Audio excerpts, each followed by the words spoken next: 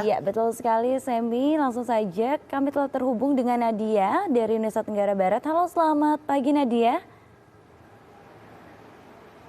Selamat pagi, Semi dan juga Sakna. Baik Nadia, seperti yang tadi telah disampaikan sama Mbak Rahmi juga ya, ternyata banyak sekali nih evaluasi yang memang harus dibenahi untuk taman baca di Indonesia. Nah, bagaimana evaluasi di Nusa Tenggara Barat untuk taman baca? Silahkan.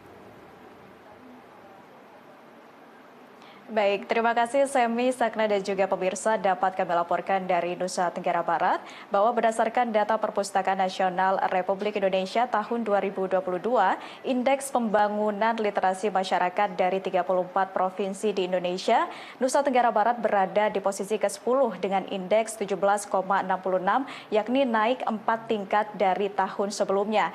Kemudian kenaikan posisi ini tentu memacu pemerintah daerah Provinsi Nusa Tenggara Barat untuk memaksimalkan literasi di tengah masyarakat. Berbagai pengembangan terus dilakukan, salah satunya dengan mendukung penuh terciptanya Kabupaten Layak Anak dengan mengadakan taman-taman bacaan di tengah-tengah masyarakat yang kemudian dikelola oleh pemerintah desa dan kabupaten kota. Seperti Pojok Baca Digital atau Pocadi yang saat ini pemirsa sudah tersebar di berbagai titik di kabupaten kota di Provinsi Nusa Tenggara Barat. Kemudian untuk memaksimalkan akses taman baca oleh masyarakat, Dinas Perpustakaan dan Kearsipan Provinsi Nusa Tenggara Barat juga menyediakan layanan baca digital seperti NTB Elip dan juga NTB Deposit yang dinilai semakin mempermudah masyarakat untuk mengakses bacaan. Seperti yang disampaikan oleh Kepala Dinas Perpustakaan dan Kearsipan Provinsi Nusa Tenggara Barat, Mahdi Muhammad berikut ini.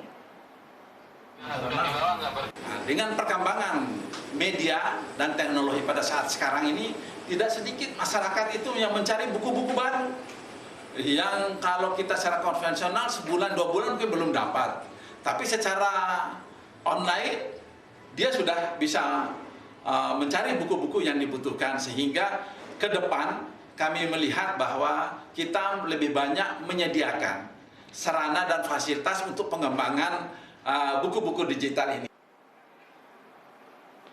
Namun pemirsa, di balik kemudahan layanan digital yang telah disediakan, nyatanya masyarakat yang ada di pelosok masih kesulitan untuk mendapatkan akses bacaan. Jarak yang jauh dari perkotaan hingga dengan medan jalan yang sulit dilalui selalu menjadi permasalahan dalam menyalurkan buku bacaan ke pelosok yang notabene-nya banyak dilakukan oleh para pegiat literasi. Namun antusiasme masyarakat pelosok dalam menyambut kehadiran buku bacaan ini menjadi semangat tersendiri untuk teman-teman komunitas literasi untuk terjun langsung ke masyarakat dalam mengadakan taman baca konvensional. Seperti yang diungkapkan oleh Koordinator Ekspedisi Literasi Reza Hamzani berikut ini. Kadang-kadang di tengah perjalanan ada rasa lelah dan menyesal, tapi kadang-kadang ngelihat antusias sambutan anak-anak terutama ketika ngelihat akses buku bacaan itu, mereka sangat bahagia dan itu yang membuat kita terharu dan justru makin semangat lagi untuk nyalurin buku-buku semacam itu ke pelosok-pelosok yang lain.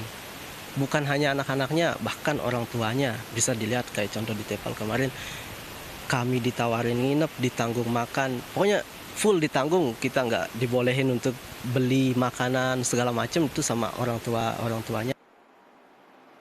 Pemirsa, taman baca konvensional dinilai lebih memberikan pengalaman yang baru dalam membaca dan juga bisa meningkatkan minat baca. Mengingat distraksi-distraksi yang ada saat kita mengakses bacaan digital baik melalui komputer atau gawai itu sangat berpengaruh terhadap tingkat kefokusan dan juga daya baca. Seperti yang diungkapkan oleh pegiat literasi lalu Abdul Fattah berikut ini. Handphone itu kan isinya beragam, Mbak.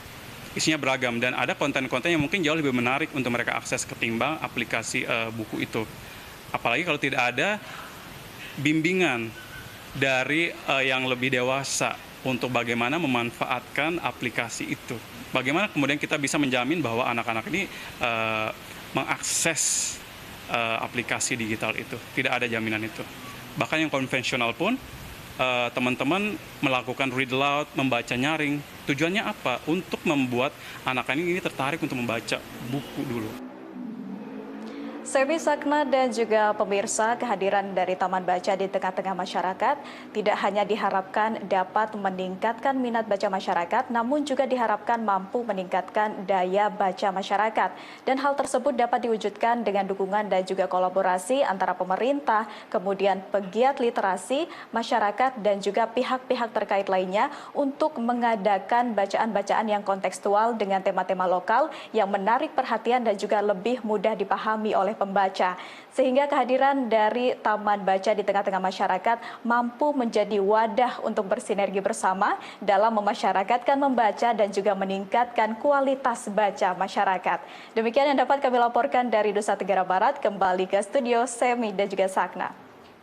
Baik, terima kasih Nadia dari Nusa Tenggara Barat atas evaluasi Taman Baca yang ada di sana ya.